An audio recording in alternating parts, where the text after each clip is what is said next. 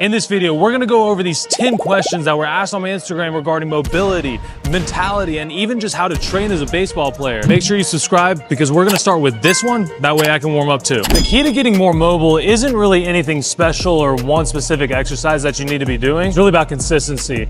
And I know you probably heard that time and time again, but it's because it's true. So if you're looking to get more mobile, whether in your hips, in your upper body, or you feel like your mobility is holding you back from throwing harder and hitting better, well, I got news for you. You should probably get really consistent with it. Now, I know what everyone asks is like, what should I do instead? Well, there's not really a wrong way to do it unless you're hurting yourself. So one, figure out what's actually tight versus not moving right. For example, the reason why my arm doesn't move well while throwing is because my shoulder is actually tight. But the reason why I don't have good running mechanics isn't because my hips are tight, just because I run weird. It's not that bad, but still, it could get a lot better. Two, just search the exercises that work that specific area. So if you want your hip flexors, well, guess what? Just go into a lunge. Like, it's not terribly difficult. And then lastly, as I've already said, stay consistent. One of my favorite things to do is just stretch before bed. And I don't mean stretch in a way that you're just trying to do the splits constantly, but doing all your mobility exercises before bed is an incredible way to get your mobility in. Plus, helps you relax before bed. That way you're not up scrolling all night long. So the key to getting more mobile is just simply staying consistent and doing the exercises that you need to do for your body. Let's go to number 2. Now, speaking of consistency, I feel like this is the perfect second question to go over. If you're really wondering how you're gonna be consistent, then that's kind of telling me that you don't really care that much. And I know that might be harsh to hear, but it is the truth. Truly care. Like, I'm talking like truly care. You're gonna find a way to get in your training. So whether it's being here in the gym, getting your throwing in, or even going and hitting, it's going to be completely up to you and only you to get that work in. So short answer is if you want to be more consistent in training, you just got to care. I know typically people don't like that answer, so I'm going to give it a little bit more in depth. But let me put some weight on it. If you haven't figured out by now, I'm actually doing an entire leg day. So follow along, that way you can use this leg day the next time you go to the gym and hopefully you're consistent. First, I would say you need to get a schedule. And I know you have a schedule with school, all your classes, and probably even practice. But here's the thing, you need to know when you can fit it in. I know that if I wait till later in the day to get my lifting in, I'm not only gonna have a bad workout, I'm just not gonna enjoy it. So I purposely wake up earlier in the day to get here, and I know when I can have the best workouts, actually enjoy it, and be consistent with it. So that's why I say you need to get a schedule. So you know what you're doing each and every day. You don't have to guess, and you can actually have a plan going into the gym, into the rest of your training. And now it's a lot easier. So if you want to be more consistent in training, figure out what your real priorities are. Schedule it out and make a plan. That way you can actually stick to it instead of constantly guessing. Oh no. I'm pretty sure my shorts just ripped. Yep, they did. Oh, that's awesome. Okay, you probably can't plan for that. I'm just glad I'm wearing black boxers so you can't really tell. But seriously, if you want to be more consistent, figure out what your priorities are, figure out what you really want in life, and make a plan for it. Let's go on to the next question. But speaking of the proper way to train, have I ever looked into the WEC method, rotational, functional, rotational movement? Yeah, of course. Like, especially as baseball players, you're gonna need to rotate, and most athletes in general are gonna need to. The WEC method specifically, I don't think there's anything like inherently wrong with it. I just think that it's another one of those like fad trends, whatever. I'm never gonna knock a single like style training method, but here's how I know if something works or if it's just a fad. And it's who adopts the style. So if everyone starts doing it, okay, then more than likely, you should be doing it too. I'm gonna sit back down. If you're just seeing like some people posted, they're trying to hype you up on it, it's probably not as great as it should be. A really good example of this is HLP and hitting. I don't disagree with it. I don't love it. I don't think it's for everyone. But the people who tell you that it's for everyone, you can answer it very easily because not everyone does it and people actually get hurt by trying to do it. Now, yes, you can argue that some people either don't do it correctly or they're getting taught by the wrong trainers. That's fair. But if it's not being widely adopted, it's probably not as great as it seems. Should you rotate? 100%. Should you rotate fast? Obviously. Should you also move explosively? Yes. Like, all of these things are true, but there are more ways to do it than just this one method. So be careful with what you see online and think for yourself instead of just randomly seeing one video and then basing your entire career off of one method. I'm gonna tell you everything that I wish I knew during my career. And hopefully you take everything that I say, think for yourself, and then go do it. So I haven't actually trained the WEC method, but obviously trained rotation, obviously trained for power. There are multiple ways to do it. But you want an absolute hack for leg day? You need to wear either a hoodie or something really baggy underneath it, because even though we do not train for aesthetics, I can guarantee you that if you cover up your arms, you will never once worry about how you look, and now you can focus purely on your legs. I know it sounds stupid, but every single one of you out there care about how your arms look. And if you don't, make sure that you subscribe, because I don't want you to miss a single thing, and you're gonna learn some really valuable information while doing it. So wear something baggy, cover up your arms, and focus on what you really need to focus on. Question number 4. By the way, I'm saving some of my favorite ones for 9 and 10, so stick around to the end of this video. How do you put on more lean mass for baseball specifically? 1, you gotta eat. And I don't understand why this is such an issue within the baseball culture, but people undereat all the time. They skip breakfast, drink way too much caffeine. Don't get me wrong, I love caffeine. But they also don't bring any food to games and practice, which I think is absurd. Think about it. Practice typically lasts 2 to 3 hours at minimum. Why not bring some sort of like candy, food, something? Plus the games, think about how long you're there pregame, BP, national anthem, game, postgame, 5-6 hours probably. And most people go without food. So if you take anything from this video, you have to eat more food. Now, of course, this is a big part of it, right? Like, you gotta train to put on more lean mass. If you're not eating, it's not gonna matter. But Matt, what do I eat? If you can eat all natural food, literally just meat, any sort of vegetable, any sort of fruit, rice and sweet potatoes, which are technically vegetables, I guarantee you're gonna put on lean mass. Now, I also know I said candy earlier. Some candy can be absolutely beneficial for you if you need the calories. All natural food, make sure you have protein every single meal, and then throw in candy to get extra calories and the sugars that you need to perform. By the way, if you actually care about mobility, make sure that you're going through the full range of motion in your lifts, and it'll probably be the quickest way to gain more mobility, because you can't do that just on a whim. Probably could just squatting down like this, right? But with weight on your back, you actually have to train it, and that will open up your hips more than you ever can think. I still can't believe that I ripped my pants. Here's the thing with commercial gyms. A lot of the times, you're not gonna get the machines that you want. And it's pretty frustrating. Somehow, every single bench in this entire place is taken. I was gonna do some single leg, explosive split squats. Look, I'm not that upset. It is frustrating, but you're gonna have to adapt and improvise. So, we got single leg press. But for number 5, I think. What do you do for mental training? Back when I was playing, I was introduced to someone named Brian Kane.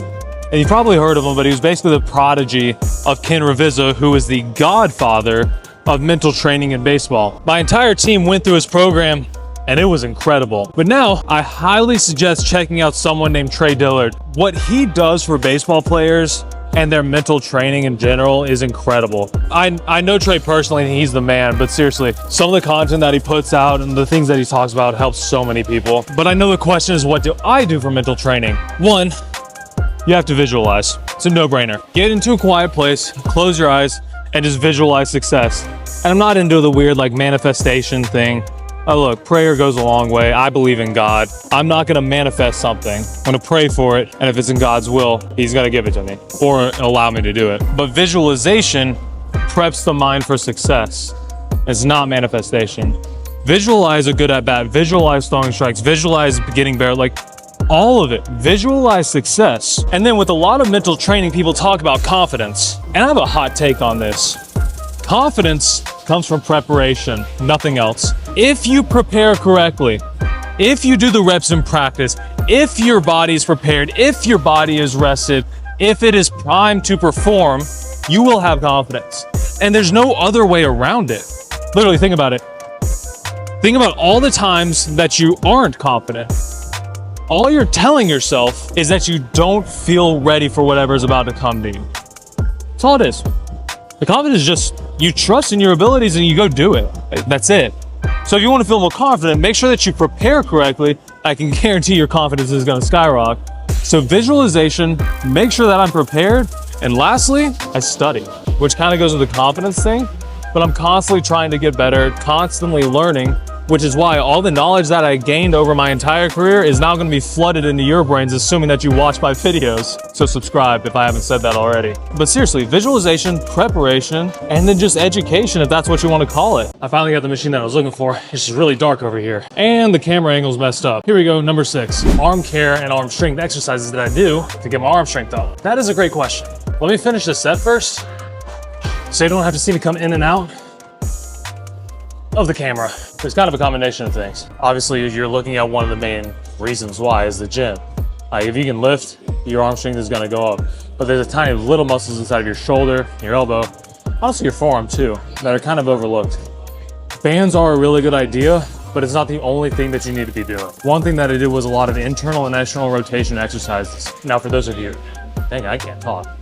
Now for those of you who are new, I've actually torn my labrum twice. Because of that, I've had to do a lot of rehab exercises, but luckily that taught me the little ins and outs of each detail of the muscle, to which gives me a lot of exercises. Now I'm not gonna list all of them here because you probably don't need all of them. Outside of bands, outside of lifting, I did a lot of isometric holds, especially in extreme conditions. So like an extreme iso push-up, extreme external rotation, which by the way, if you do not have a strong arm, you should not do this. And then lastly, just a lot of intense care and focus into what I was doing. And a lot of you aren't willing to do that, which it's up to you. If you actually need specific exercises, I suggest going to a physical therapist. I can make another video about it showing basically everything that I did to rehab my arm. So if you want to see that, let me know. But if you have an actual issue, don't look for me to fix your arm. I can't do that. And I hope you understand that most people on social media can't do it either. Go find someone who's actually a doctor, who truly knows what they're doing and studies it. I can just show you what I did. It might not be what you need. But I'm also needing to superset this, so let's move on to the next exercise. Now, before we go to number 7, if you're still here, I appreciate you watching. There were a lot of questions that I had to scroll through.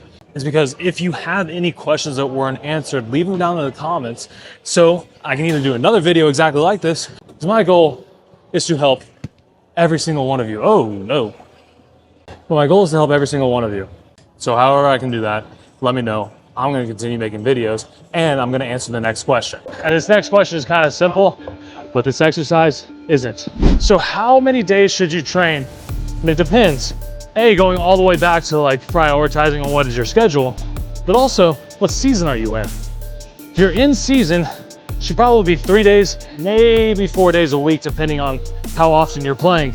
Oh, this sucks.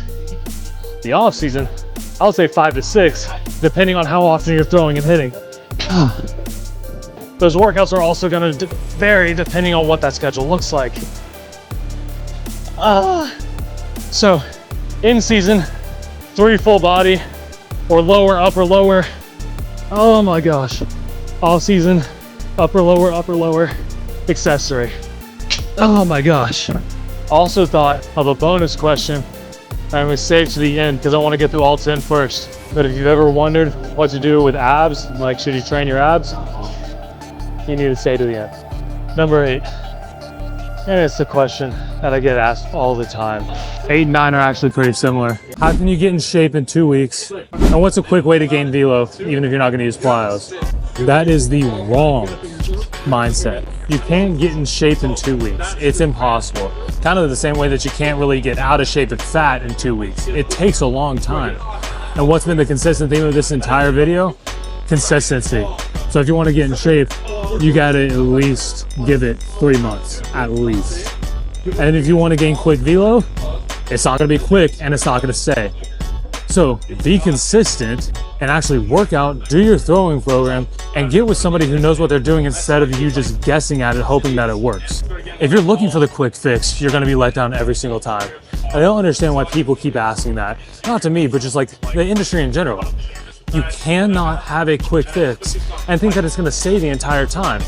All you're doing is telling the world that you're not willing to put in the work and that you're too lazy to do it. Because if you actually wanted to gain velo and you actually wanted to get in shape, you do the work that's required, no questions asked. But yet you want a quick fix, thinking that you're special and you can do something that others can't.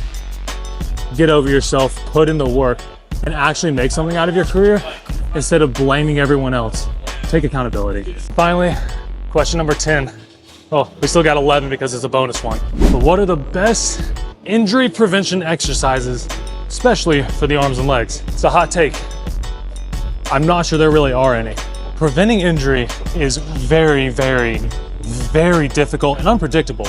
Now, there are certain things that you can do to make you stronger and handle the intensity that your body goes through.